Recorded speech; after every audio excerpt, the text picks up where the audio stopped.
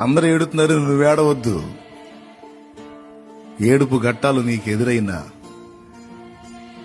నువ్వు ఏడిస్తే ఎదుటోళ్ళు నవ్వుతారు గనుక ఆ ఏడుపు వాడికి స్థిరపడాలంటే నీ ఏడుపులో కూడా నువ్వు నవ్వుతా ఉండు, వాడు చస్తాడు అల్లాడి.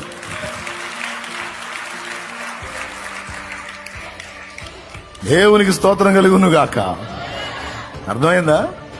నీ ఏడుపు చూడాలని ఎదురు చూసేవాడికి వాడి ఆశ తీరనివాకు. తీరనాశగా వాడు ఏడుస్తానే ఉండాలి. ఏడుపు వాడిది, నీది కాదు. నిన్ను చూసి ఏడ్చేవాడిది, ఏడుపు నీది కాదు.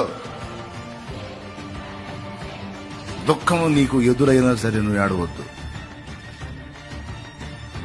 చెరగని చిరునవ్వుతూ సాగిపోతానే ఉండును.